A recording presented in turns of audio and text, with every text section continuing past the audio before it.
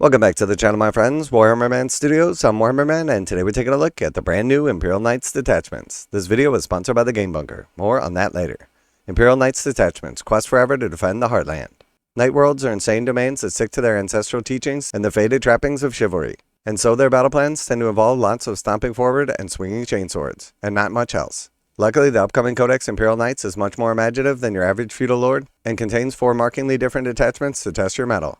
Alright, so we got 4 new detachments, and then of course the Army Rule as well, so let's jump in and take a look. You'll still be swearing oaths with the code chivalric, but these are a good bit more flexible this time, letting you choose the deed and the qualities separately. You also get an extra option for each, and if you randomly determine your oath, you get the full 3 command point reward when it's fulfilled. Alright, so you basically have your deed, and when you complete your deed, you get the benefit from your quality. And then you can either choose your deed specifically, and then you probably get, my guess is 1 command point when you complete it, or you can randomly select it, and then you will get 3 command points when you complete it. So first off, we have the deed. There are 3 different deeds now. So if you get a 1 or a 2 on your random roll, or if you select the first one, at the start of the battle, select 1 character model in your opponent's army. The deed is completed at the end of the turn that the character is destroyed. Okay, so instead of the warlord, it's just a character. And it's at the start of the battle, so if your opponent puts up a lieutenant up facing forward, you can just pick that lieutenant. Somebody that would be really easy to kill. So this is very strong. Next we have a 3 or a 4. The deed is completed at the end of your opponent's turn if you control more objective markers than your opponent. Alright, so you scored at the end of your opponent's turn, which means you need to basically position yourself on the objective, and then you need to survive through your opponent's turn. But typically knights are fairly aggressive and have no problem getting early board control, so again, this looks pretty easy to complete. And then if you get a 5 or a 6 randomly, or if you select it, this deed is completed at the end of the turn if the number of destroyed enemy units is greater than the battle round number, even if those units are subsequently returned to the battlefield. For example, 2 destroyed enemy units in the first battle round. Okay, so again, really easy to complete. So the first battle round, you just need to destroy 2 enemy units. Or on the second battle round, you need to destroy 3 enemy units. And it is the battle round, so it's going to be cumulative for your opponents and your own turn. So overall, the deeds are pretty easy to complete. Alright, and then we have the qualities. So again, you can either randomly roll for your quality, or you can select it. So 1 or 2. Each time this model is selected to shoot or fight, you can reroll 1 hit roll, and you can reroll 1 wound roll. So very strong ability. Obviously, we saw that in one of the previous detachments. And then 3 or 4, add 2 inches to the model's move characteristic, and add 1 to the advance and charge rolls made for this model. So again, another strong ability right here. +1 to advance and charge rolls is definitely powerful, and then on top of that, +2 to move. Being able to hit an 8-inch deep stripe coming out of strategic reserves is much more reliable than a 9, especially if you have a reroll available. And then 5 or 6, improve this model's objective control characteristic by 2, and its leadership characteristic by 1. So that's going to take your big knights up to 12 OC, or your little knights up to 8. And then it's going to bring your leadership down to, I believe, 5 for the big knights, and then 6 for the little knights. So definitely some very easy to complete deeds and some very strong quality benefits. If fulfilling those oaths sounds like a right lark, you'll love the Questoris Companions detachment, which lets you do it over and again throughout a game. Normally Imperial Knights armies are content to call it a day after 1 oath, but your heroes of legend will swear another one on the spot and add its bonuses to the pile. Okay, so the detachment role Heroes of Legend. At the start of the turn, if your current oath is fulfilled, determine an additional oath as described on page 74, with the exception that you cannot select a deed or quality you have already selected. If you are randomly selecting the deed and or quality and roll any result that you have already selected, select a deed or quality you have not already selected. If you cannot determine an additional oath because you have already selected each deed and each quality, do not determine an additional oath. Alright, so basically you complete your first oath, you can then select another one either at random or by choice, and then once you've completed all 3 of them, you cannot do it anymore, but the abilities are cumulative. The qualities from the oaths you have fulfilled continue to apply to all models in your army with the code chivalric ability. When the deed for an additional oath is completed, you instead gain 1 command point regardless of how you selected the deed or quality. Alright, so you'll continue to gain command points, the abilities will continue to stack, and you will get more powerful throughout the game. This seems very strong. Now a quick word from today's sponsor, Game Bunker. Game Bunker carries a full range of Games Workshop products including miniatures, terrain, paint, tools, and more. Game Bunker offers 15% off MSRP for most Games Workshop products with the discount code WHMS. Receive free shipping in the continental United States on orders over $145. Online orders ship out within 24 hours. Game Bunker is a veteran-owned business. Use affiliate link below, enter discount code WHMS to save 15% on most items at checkout. For fast, friendly service with a discount on your favorite tabletop wargaming purchases, visit GameBunker.net and let them know that Warhammer Man sent you. This constant push to renew their oaths is reflected in the enhancements, and each offers a powerful one-use ability that is restored whenever you successfully fulfill one of your deeds. Giving a Knight Gallant with the Pendant of Silvery Fury sustained hits 2 on an 18 attack sweep profile, which already has lethal hits, is guaranteed to cause carnage, while the Good Blast of the Warhorn makes everyone around the Herald of Triumph quake with fear. Okay, so basically you're going to have these one-use enhancements, and then when you complete your oath, you're going to recharge this enhancement and be able to use it again. So first we have Herald of Triumph. Imperial Knights model only. While the bearer ends a charge move, it can use this enhancement. If it does, the enhancement is expended. Then each enemy unit within engagement range of the bearer must take a battle shock test, subtracting 1 from the result. Alright, so you basically charge, you use your one-use enhancement, and then everybody within engagement range has to take a battle shock test at -1. Always a strong ability. And then we also have Pennant of Silvered Fury. Imperial Knights model only. While the bearer is selected to fight, it can use this enhancement. If it does, the enhancement is expended. Then until the end of the phase, melee weapons equipped by the bearer have Sustained Hits 2 ability. So like they said, Sustained Hits 2 on 18 attacks with lethal hits, very strong.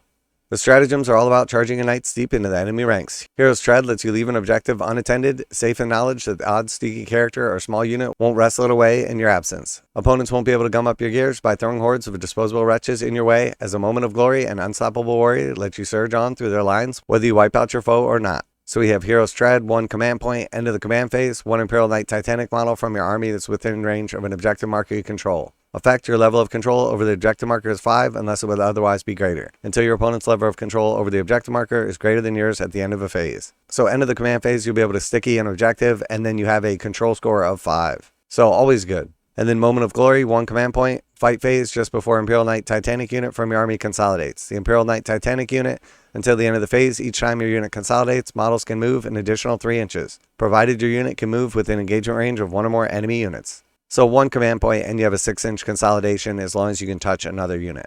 And then finally we have Unstoppable Warrior, 2 command points. When your movement phase just after Imperial Knight's Titanic unit from your army falls back, target that Imperial Knight Titanic unit. Effect, until the end of the turn, your unit is eligible to shoot and charge in a turn in which it fell back. So fall back and shoot and charge on a Imperial Knight Titanic unit for 2 command points. Very strong. Obviously 2 command points is a lot, but this is like a game-changing stratagem. Not all knights are impetuous questers, however, and some are content and tenaciously defend their sovereign territory like true guardians of the weak and vulnerable. These dauntless defenders mustered as a Gate Warden Lance Detachment. Draw a literal line in the sand and stand firm on their foundations, blasting anyone who comes near with their hellacious hail of firepower.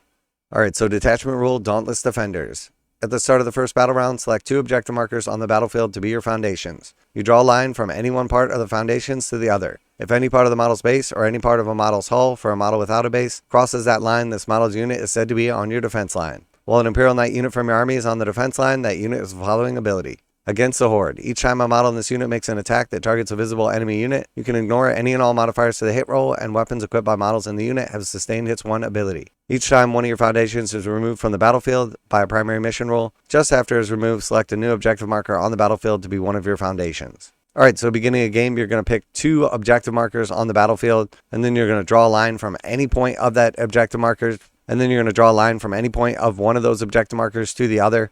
And then anytime one of your Imperial Knights is on that line, you're going to have Sustained Hits 1, and that is in shooting and combat. So pretty strong, as you can essentially look at the battlefield, see where you want to be, and then just make sure you're always getting Sustained Hits 1.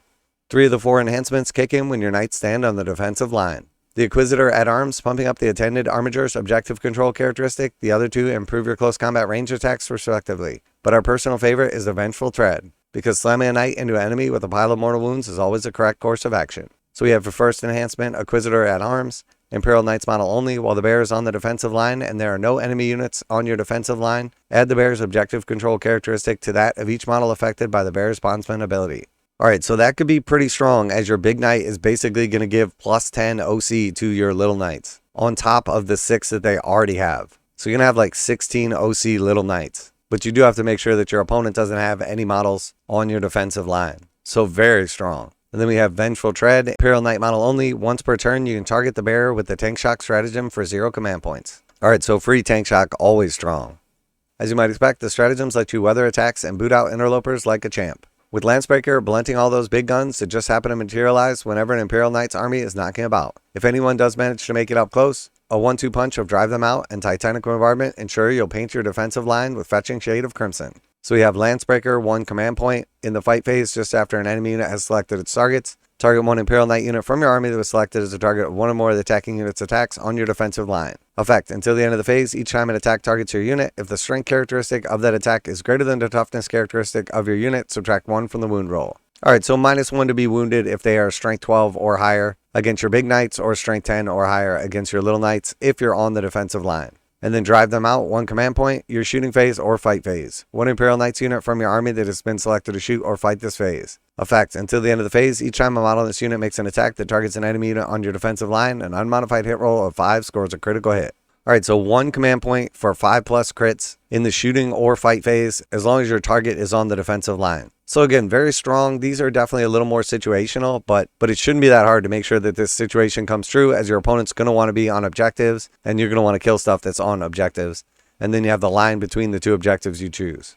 And then last but not least, we have Titanic Bombardment, 1 command point, your shooting phase. Target 1 Imperial Knight Titanic unit from your army that remains stationary this turn, that is on your defensive line and has not been selected to shoot this phase. Effect: until the end of the phase, ranged weapons equipped by models in your unit have sustained hits 2 ability. So 1 command point for sustained hits 2 if you're on the defensive line. It's shooting only, but again, you could potentially combine this with crit on 5s to have crit on 5 sustain 2. So you could do some devastating firepower.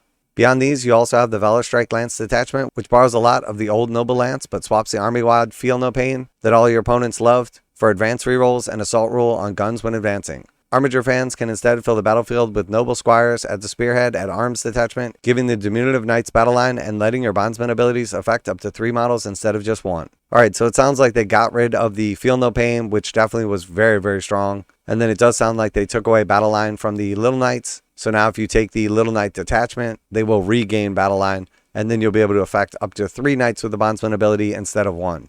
We'll be back soon with a look at how the Imperial Knights will be doing in Crusade campaigns, which involve a very cool system where your pilots improve over time and can move into different knights independently of their datasheet. Codex Imperial Knights is up for pre-order this weekend. Alright, so overall these definitely seem like some strong abilities. We'll have to wait till we see like the full scope of each of the detachment rules, all the different stratagems and enhancements available.